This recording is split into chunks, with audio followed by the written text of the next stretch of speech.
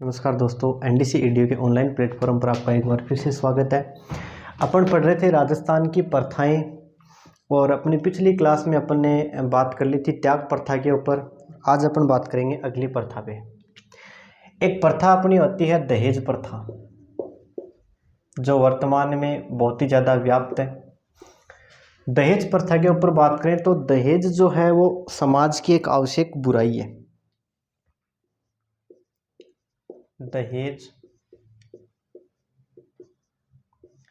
समाज की एक आवश्यक बुराई है।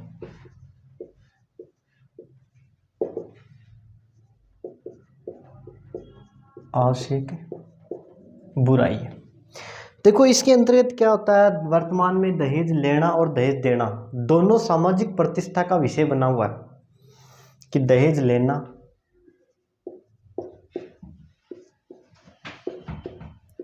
या देना दोनों ही सामाजिक प्रतिष्ठा का विषय है।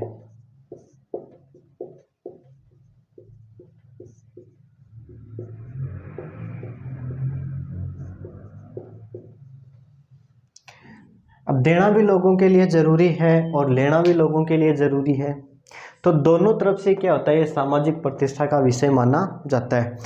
कैसे माना जाता है कि समाज में किसी को ज़्यादा दहेज दिया तो उसका समाज में ऊंचा नाम हो जाता है। ओहो हो, ब्याह छोरा तो बत्तो सामान दियो, बत्ता लाख की गाड़ी दी, बत्ता लाख नगद दिया, बत्तो सामान दियो। तो इस प्रकार से, या फिर लड़की का पिता देता है तो ओहो वो आपकी छोरी ने तो दहेज दियो, बिया की वाह बित्ती महंगी गाड़ी दी, बित्तो सामान दियो, बित्तो सब कुछ दियो, बित्ता लाख रुपए की छोरी का नाम एफडी करवा दी। तो ये सब चीज़ें जो हैं, इसके बारे में अपन बात करें, इसका जो असर सबसे ज़्यादा पड़ता है वो मध्यम वर्ग पे पड़ता है। दहेज का सबसे ज़्यादा असर मध्यम वर्ग पर पड़ता है।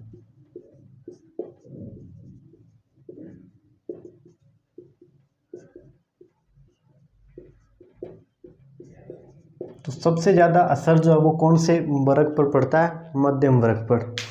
देखो, पैसे वाले जो लोग हैं उनको तो वैसे कोई फर्क नहीं पड़ता, गरीब जो लोग हैं वो वैसे कुछ करते नहीं। तो सबसे ज़्यादा जो इस प्रथा के अंतर्गत जो मार पड़ती है या जो सबसे ज़्यादा प्रभाव पड़ता है वो कौन से वर्ग पर पड़ता है? मध्यम वर्ग, अपने जैसे जो लोग हैं उन पे ज़्यादा पड़ता है। क्यों? क्योंकि समाज में अपना नाक ऊंचा रखने के लिए, अपना नाम ऊंचा रखने के लिए उनको ऐसा करना पड़ता है, यानी लोगों से कर्ज लेकर भी ऐसा करना पड़ता है। क्यों? क्योंकि अपने जैसा कि पढ़ा कि वर्तमान में एक समाज की आवश्यक बुराई ये दहेज बना हुआ है, जबकि कानूनी तौर पे दहेज लेना और दहेज देना दोनों कानूनन अपराध है। दहेज लेना और देना दोनों क्या है? कानूनन अपराध है।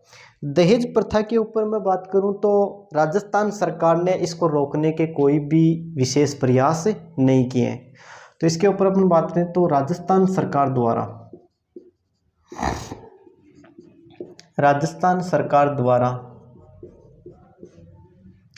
इसको प्रतिबंधित करने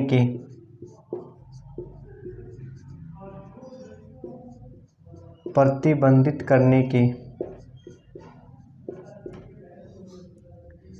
कोई विशेष प्रयास नहीं किए। विशेष प्रयास नहीं किए हैं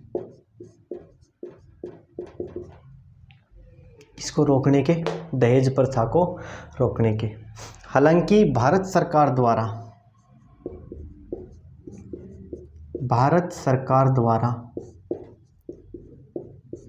1961 में दहेज निरोधक अधिनियम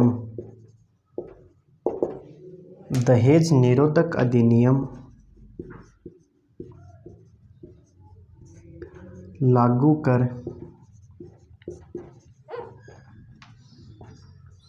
इसको प्रतिबंधित करने का प्रयास किया गया।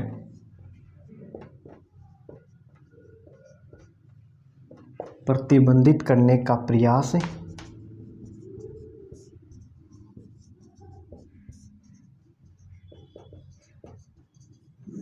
किया गया। कौन सी प्रथा को? दहेज प्रथा को।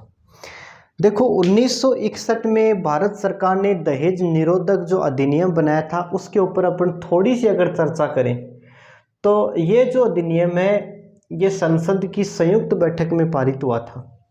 संसद का जो संयुक्त अधिवेशन होता है यानी किसी जरूरी विषय को लेकर कानून बनाना हो और वह कानून अगर एक सदन में पास हो गया और दूसरे सदन में पास नहीं होता है तो ऐसी स्थिति में अपने राष्ट्रपति द्वारा संसद के दोनों सदनों का संयुक्त अधिवेशन बुलाया जाता है और उस संयुक्त अधिवेशन में उपस्थित लोगों के साधारण बहुमत से उस अधिनियम को पारित करवाया जाता है। तो ऐसा ही कौन से अधिनियम के साथ हुआ था? 1961 में जो दहेज निरोधक अधिनियम बनाया गया था। यहाँ पे क्या हुआ था, लोकसभा में अधिनियम पास हो गया लेकिन राज्यसभा ने इसको पास नहीं किया। राज्यसभा ने कहा कि देखो ये अधिनियम आप लेके आए इसमें कुछ कमियां हैं तो आप इसमें संशोधन करके इसे दोबारा पारित करो। लेकिन उस समय भारत के जो प्रधानमंत्री थे नेहरू जी, उनको यह अधिनियम पास करवाना था तो उन्होंने राष्ट्रपति से कह के और संसद का संयुक्त अधिवेशन बुलाया। उस समय राज्यसभा ने कहा था कि ये जो अधिनियम है इसका आने वाले समय में बहुत ज़्यादा दुरुपयोग होगा, आने वाले समय में इसका बहुत ज़्यादा दुरुपयोग होगा। और जैसा कि आए दिन आप समाचार पत्रों में, सोशल मीडिया पे में जो देखते हैं पत्र पत्रिकाओं में कि सबसे ज़्यादा जो दुरुपयोग हो रहा है वो कौन से अधिनियम का हो रहा है? दहेज निरोधक अधिनियम का हो रहा है। आए दिन अखबारों में दो चार केस आपको इसके ऊपर मिल ही जाएंगे। अब देखो एक छोटे से उदाहरण के तौर पे अपन बात करते हैं। अभी लगभग 2014-15 के आसपास की बात है, अपने राजस्थान के एक मुख्य सचिव हुआ करते थे ओपी मीणा। राजस्थान के मुख्य सचिव कौन थे? ओपी मीणा। अब आपको पता है मुख्य सचिव का पद जो होता है, सचिवालय में मुख्य सचिव का पद होता है, वो राजस्थान का या एक राज्य का सबसे बड़ा प्रशासनिक पद होता है कि नहीं होता? तो राजस्थान में सबसे बड़ा प्रशासनिक पद है, केंद्रीय कैबिनेट मंत्री के बराबर का पद है। केंद्रीय कैबिनेट मंत्री के बराबर का पद है, एक IAS अधिकारी है। उसकी जो पत्नी है वो एक RAS अधिकारी है और उनके एक बेटी है जो लंदन में पढ़ाई उस समय कर रही थी और उसने लंदन से सोशल मीडिया के जरिए राजस्थान पुलिस में FIR दर्ज करवाई कि मेरे पापा जो हैं वो मेरी मम्मी से दहेज मांगते हैं। मेरे पापा जो है मेरी मम्मी से क्या मांगते हैं? दहेज मांगते हैं। उन्होंने मेरी मम्मी के साथ मारपीट की है, वो हमारे साथ नहीं रहते, हमें घर से बाहर निकाल दिया, हम अलग रहते हैं और मैं लंदन पढ़ने के लिए आई हूँ तो मुझे पढ़ाई का खर्चा भी नहीं देते। इस प्रकार से बातें वो मीडिया में आई थी, चर्चा में आई थी। जब ये बातें चर्चा में आई, राज्य का सबसे बड़ा प्रशासनिक पद है, प्रशासन पूरे राज्य का उस व्यक्ति के हाथ में, उसके बारे में ऐसी बातें आती हैं तो मीडिया वालों का पहुंचना तो आपको पता है लाजिमी था। मीडिया वाले पहुंचे, उनको बुलाया, कोर्ट में भी मामला चला। तो जोधपुर उच्च न्यायालय ने उनको बुलाया ओपी मीणा को, तो उनसे पूछा कि क्या आपकी बेटी ने आपके ऊपर जो आरोप लगाए हैं वो सही हैं? तो उन्होंने कहा देखो मैं खुद एक IAS अधिकारी हूँ, मेरी पत्नी है वो एक RAS अधिकारी है। हाँ वो माँ बेटी अलग रहती हैं वो एक अलग बात है। अब आप मेरे को बताओ कि आप घर से बाहर जाते हो और अपने पिता की अनुमति नहीं लेते तो क्या पिता का यह कर्तव्य बनता है कि वो आपको पैसे दे? मुझे नहीं लगता। भाई आपने घर वालों के साथ ज़बरदस्ती की अपने पिताजी के साथ कि मैं तो जाऊं तो सीकर कोचिंग करवा जाऊं, मन ने कौन ध्यान, पैसा तो थान देना ही पड़सी। और तो अगर थे पिताजी थाने मना कर रहे हैं, पापा जी थाने मना कर रहे हैं, भी का बाद में अगर थे जा रहे हो तो मन लागे को नहीं के बाद थाने फीस भी देसी। तो उन्होंने कहा कि देखो मेरी बेटी लंदन पढ़ने के लिए गई है, मुझे पता ही नहीं, मुझे पता नहीं है माँ बेटी क्या करती हैं, अपने आप से करती हैं, मुझे पूछती नहीं। तो ये मेरा कहने का मतलब है कि किसी को देखो हर्ट करने का अपना कोई उद्देश्य नहीं है, लेकिन मैं ये बता रहा हूँ कि जो 1961 में दहेज निरोधक जो अधिनियम बना था इसका किस कदर जनता ने दुरुपयोग किया है, किस कदर जनता ने क्या किया, दुरुपयोग किया। इसके अलावा भी आम जनता की अगर आप बात करें, चलो ये तो बहुत बड़ी बात हो गई, दोनों अधिकारी हैं, अधिकारी लेवल की पोस्ट हैं, बड़ी बातें जो हैं। आम जनता में भी अपन बात करें तो आए दिन अखबार में आपको पढ़ने को मिल ही जाता है कि पत्नी ने फांसी का फंदा लगाकर की आत्महत्या, पीर पक्ष ने दर्ज करवाया दहेज हत्या का मामला।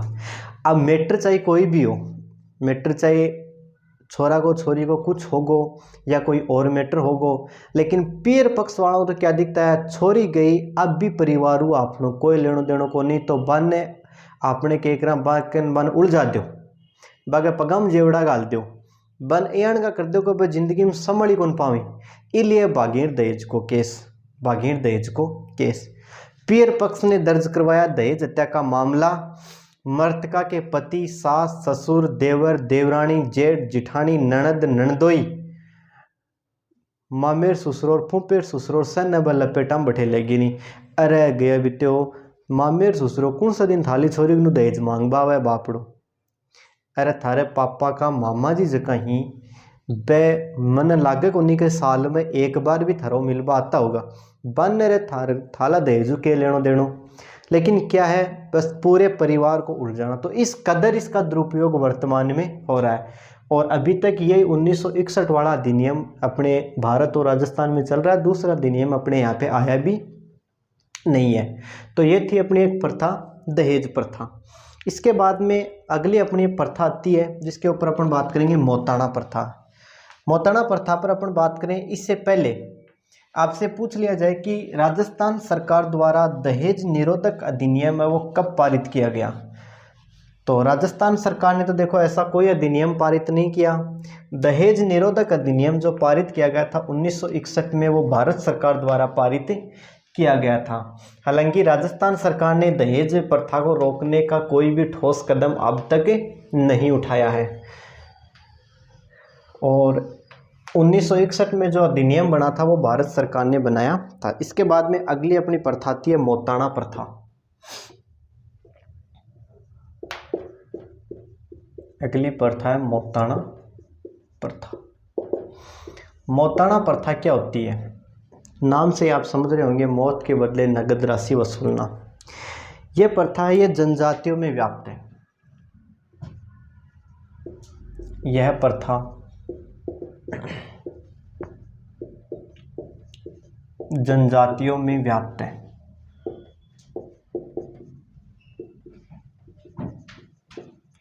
इसमें क्या होता है, दुर्घटनावश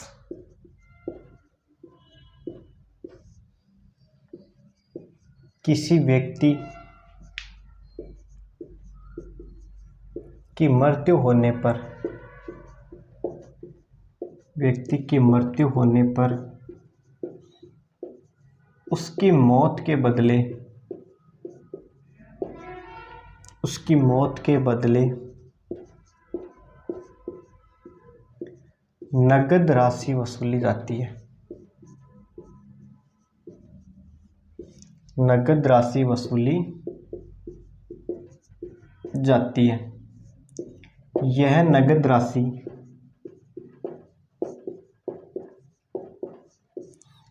नगद राशि मौताना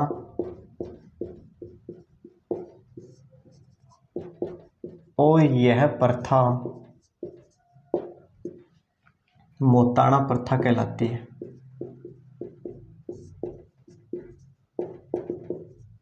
मौताना प्रथा कहलाती है। दुर्घटनावश अगर किसी व्यक्ति की मृत्यु हो जाती है तो जो व्यक्ति मृत्यु के लिए जिम्मेदार है उस व्यक्ति से उस व्यक्ति की मृत्यु के बदले नगद राशि वसूल की जाती है।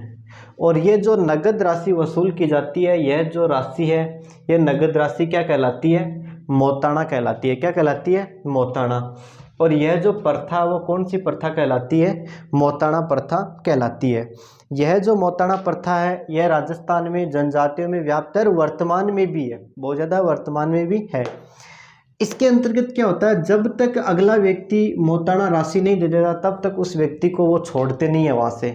तो ये वर्तमान में भी प्रचलित है। जो अपना दक्षिण राजस्थान है, जो जहाँ पे जनजातीय क्षेत्र ज़्यादा है, उस जनजातीय क्षेत्र में आज भी इस प्रथा जो है व्याप्त है, या अपन कहें इस प्रथा का प्रकोप आज भी है। इसके बाद में अपन बात करते हैं, अगली अपनी प्रथा आती है दास प्रथा। दास प्रथा, ये देखो दास प्रथा ये वर्तमान में प्रचलित नहीं है, लेकिन रियासती काल में ये बहुत प्रचलित होती थी। दास दासियां जो हैं दास दासियां वे लोग होते थे, वे लोग होते थे जिन्हें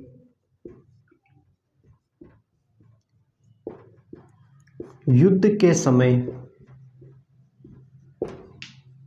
के समय बंदी बनाकर लाया जाता था, बंदी बनाकर लाया जाता था। इन दास दासियों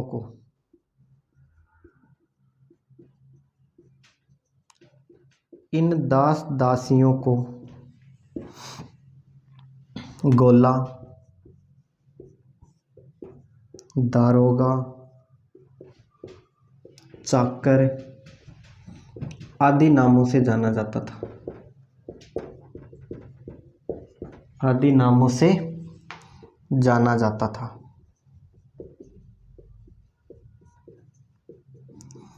तो दास प्रथा के बारे में अपन बात करें, इस प्रथा के दौरान क्या होता था, कोई भी राज्य अगर दूसरे राज्य के साथ युद्ध करता, कोई राज्य दूसरे राज्य के साथ क्या करता, युद्ध करता, तो युद्ध के बाद में वहां से कुछ लोगों को वो बंदी बना लेते थे। क्या बना लेते थे, बंदी बना करके अपने राज्य में ले आते थे, और जिन लोगों को बंदी बना करके लाया जाता था उन लोगों को क्या कहा जाता था, दास दासियां कहा जाता था।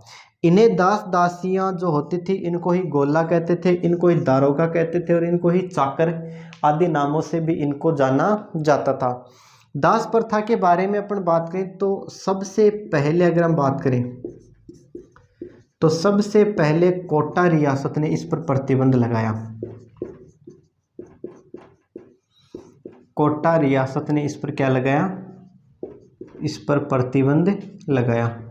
तो आपसे पूछ लिया जाए कि दास प्रथा के ऊपर प्रतिबंध लगाने वाली राजस्थान की पहली जो रियासत है वो कौन सी रियासत है, कोटा रियासत है। कौन सी रियासत है, कोटा रियासत। और इन दास दासियों को जो बंदी बनाया जाता था वो कब बनाया जाता था, तो इनको बंदी बनाया जाता था युद्ध के समय, इनको बंदी बनाया जाता था। इन्हें अन्य किन नामों से जाना जाता था, तो इन्हें अन्य गोला, दारोगा, चाकर आदि नामों से भी इनको जाना जाता था। तो आज अपन ने अपनी क्लास में बात की दास प्रथा के बारे में, आज अपनी क्लास में बात की मोताणा प्रथा के बारे में, इसके अलावा अपन ने बात की दहेज प्रथा के बारे में। अगली क्लास में अपन अगली प्रथाओं के बारे में बात करेंगे, तब तक आप हमारे साथ बने रहिए। धन्यवाद।